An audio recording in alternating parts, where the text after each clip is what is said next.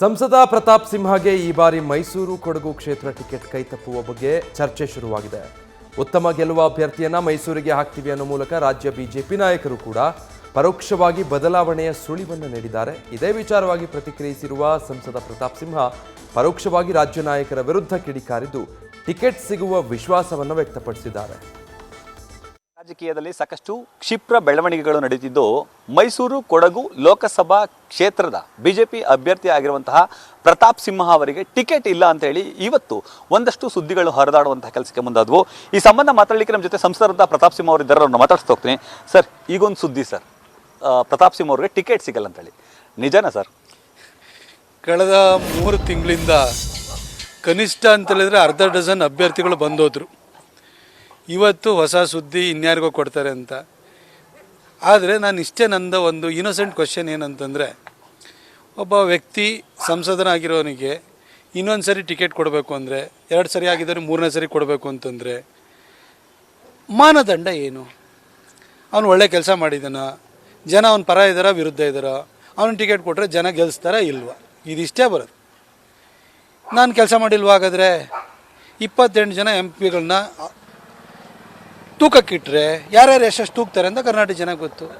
BY Vijayendra ಅವರು ಇವತ್ತು ಹೇಳ್ತಾರೆ ಸರ್, ಹೊಸ ಮುಖಗಳಿಗೆ ಅವಕಾಶ ಇರುತ್ತೆ, ಮೈಸೂರು ಕೊಡಗು ಕ್ಷೇತ್ರ ಕೂಡ ಆಗ್ಬಹುದು ಅನ್ನೋ ಥರದಲ್ಲೇ ಒಂದು ಅಭಿಪ್ರಾಯ ವ್ಯಕ್ತ ಆಗಿದೆ ಸರ್. ನಂಗೆ ಗೊತ್ತಿಲ್ಲ, ನಿಜವಾಗ್ಲೂ ನಾನು ಟಿವಿಯನ್ನು ನೋಡಿಲ್ಲ, ನಾನು ನಿಜವಾಗ್ಲೂ ನೋಡಿಲ್ಲ ಸರ್. ಇಂತಹದ್ದೇ ಅಭಿಪ್ರಾಯವನ್ನು ಆರ್ ಅಶೋಕಾದಿಯಾಗಿ ಅಶ್ವಥ್ ನಾರಾಯಣ್ ಸೇರಿದಂತೆ ಹಲವು ನಾಯಕರು ಹೇಳ್ತಾರೆ ಸರ್. ಅಂದರೆ ಹೊಸ ಮುಖಗಳಿಗೆ ಅವಕಾಶ ಅನ್ನೋ ಥರದಲ್ಲಿ ಯಾಕೆ ಪ್ರತಾಪ್ ಸಿಂಹ ಅವ್ರಿಗೆ ಟಿಕೆಟ್ ಕೊಡ್ಲಿಕ್ಕೆ ಹಿಂದೇಟಾಗ್ತಿದ್ದಾರೆ ಅಂತ? ಅಲ್ಲ, ಹೊಸ ಮುಖ ಅಂದರೆ ಯಾವ್ದಾದ್ರು ಒಂದು ಮುಖ ಹಳೇದಾಗಿರ್ಬೇಕಾಗುತ್ತೆ, ಆಯಿತಾ? ಹಳೆ ಮುಖ ಯಾರ್ದಾಗಿದೆ ಅಂದರೆ 5 ಸರಿ 6 ಸರಿ 7 ಸರಿ ಗೆದ್ದಿರೋರ್ದು ಹಳೆ ಮುಖ ಆಗಿರುತ್ತೆ. ನಂದು ಹಳೆ ಮುಖ ಆಗಿದೆ ಅಂತ ಯಾರಿಗಾರು ಅನಿಸಿದ್ರೆ ನಂಗೆ ಗೊತ್ತಿಲ್ಲಪ್ಪ, ಜನಕ್ಕಂತೂ ಹಂಗೆ ಅನಿಸಿಲ್ಲ ಸರ್. ಆಂತರಿಕ ವಲಯದಲ್ಲಿ ಪ್ರತಾಪ್ ಸಿಂಹ ಅವರು ಕಾರ್ಯಕರ್ತರನ್ನ ಗಣನೆಗೆ ತೆಗೆದುಕೊಳ್ಳಿಲ್ಲ, ಅವರು ಒಂದು ರೀತಿ ಅಭಿಪ್ರಾಯಗಳನ್ನ ವ್ಯಕ್ತಪಡಿಸಿದ್ದಾರೆ. ಆ ಕಾರಣಕ್ಕಾಗಿಯೇ ಪ್ರತಾಪ್ ಸಿಂಹ ಅವರಿಗೆ ಈ ರೀತಿ ಟಿಕೆಟ್ ತಪ್ಪಿಸುವಂತಹ ಪ್ರಯತ್ನಗಳು ನಡೀತಿದೆ ಅನ್ನೋದು ಪಕ್ಷದಲ್ಲೇ ನಡೀತಿರುವಂಥ ಮಾತುಕತೆ ಸರ್. ಈ ಥರ ಹುಳ ಬಿಡೋದನ್ನೆಲ್ಲ ಬೇಕಷ್ಟು ನೋಡಿದ್ದೀನಿ. ಮೊನ್ನೆ ಅಭಿಪ್ರಾಯ ಸಂಗ್ರಹಣೆಗೆ ಅಂತ ಬಂದಿದ್ರು, 130 ಜನದ ಅಭಿಪ್ರಾಯ ಸಂಗ್ರಹಣೆ ಮಾಡಿದ್ದಾರೆ. ಪ್ರತಿಯೊಬ್ಬರದ್ದು ಹೆಸರು ಯಾರಿಗೆ ಅವರು ನೆಕ್ಸ್ಟ್ ಓಟ್ ಹಾಕಿದ್ದಾರೆ ಅದನ್ನು ಪಟ್ಟಿನ ಇಟ್ಕೊಂಡು ನೋಡ್ಬಿಡಿ. ನನಗೆ 90%ಗಿಂತ ಜಾಸ್ತಿ ಓಟ್ ಹಾಕಿಲ್ಲ ಅಂತಂದರೆ ಟಿಕೆಟೇ ಕೊಟ್ಬಿಡಿ ನನಗೆ, ಆಯಿತಾ? ಎಲ್ಲರೂ ಕಾರ್ಯಕರ್ತರು ನನ್ನ ಜೊತೆ ಇರೋದು, ನಾನು ಅದಕ್ಕೆಲ್ಲ ಇದನ್ನು ತಲೆ ಕೆಡಿಸ್ಕೊಳಕ್ಕೆ ಹೋಗಲ್ಲ. ನೋಡಿ, ನಾನು ಆಗಲೇ ಹೇಳಿದೆ, ಬೆಟ್ಟದ ಜನ ಇದ್ದಾರೆ, ಬೆನ್ನಿ ನಿಂತಿರೋ ಕಾರ್ಯಕರ್ತರಿದ್ದಾರೆ. ಹಾಗೆ ನಮ್ಮ ಕೇಂದ್ರದ ನಾಯಕರಿಗೂ ಕೂಡ ನಾನು ಮಾಡೋ ಕೆಲಸ ಗೊತ್ತಿದೆ, ನನಗೆ ವಿಶ್ವಾಸ ಇದೆ. ನಮ್ಮ ಜನಕ್ಕೂ ಬೇಕಾಗಿರುವಂಥದ್ದು ಒಬ್ಬ ಕೆಲಸಗಾರ ಸೇವಕ ಬೇಕಾಗಿದೆ ಹೊರತು ಇಲ್ಲಿ ಯಾರು ರೂಲರ್ಸ್ ಬೇಕಾಗಿಲ್ಲ. ಜನ ರೂಲರ್ಸನ್ನೆಲ್ಲ ನೋಡ್ಬಿಟ್ಟಿದ್ದಾರೆ. ಬ್ರಿಟಿಷರು ಇರುವಾಗ, ಬ್ರಿಟಿಷರು ಬಂದು ಹೋದ ನಂತರ ಸೇವಕರು ಬೇಕು ಅಂತಲೇ ಡೆಮಾಕ್ರಸಿ ಬಂದಿರುವಂಥದ್ದು. ನಾನೊಬ್ಬ ಸೇವಕನಾಗಿ ಅವ್ರನ್ನ ಚೆನ್ನಾಗಿ ಕೆಲಸ ಮಾಡಿದ್ದೀನಿ ಅಂತ ಅವ್ರಿಗೆ ಗೊತ್ತು.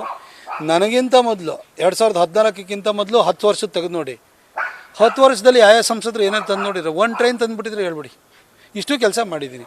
ಇಷ್ಟಾಗಿಯೂ ನನಗಂತೂ ನೀವು ಉಳಿದದ್ದು ಏನು ಅಂತ ನನಗೆ ಗೊತ್ತಿಲ್ಲ. ಇದಿಷ್ಟು ಸಂಸದರಂತಹ ಪ್ರತಾಪ್ ಸಿಂಹ ಅವರ ಮಾತುಗಳು. ನನಗೆ ಯದುವೀರವರ ಪ್ರೀತಿ ಹಾಗೂ ರಾಣಿ ಪ್ರಮೋದ್ ದೇವಿ ಒಡೆಯರ್ ಅವರ ಆಶೀರ್ವಾದ ಎರಡೂ ಕೂಡ ಇದೆ ಅನ್ನೋ ಮಾತನ್ನ ಹೇಳ್ತಿದ್ದಾರೆ. ಕ್ಯಾಮ್ರಾ ಪರ್ಸನ್ ವಿನಯ್ ಜೊತೆ Ravi Pandavapura, news first, Mysuru. News first, ನಿರ್ಭೀತಿಯಿಂದ ನಿಮ್ಮ ಪರವಾಗಿ.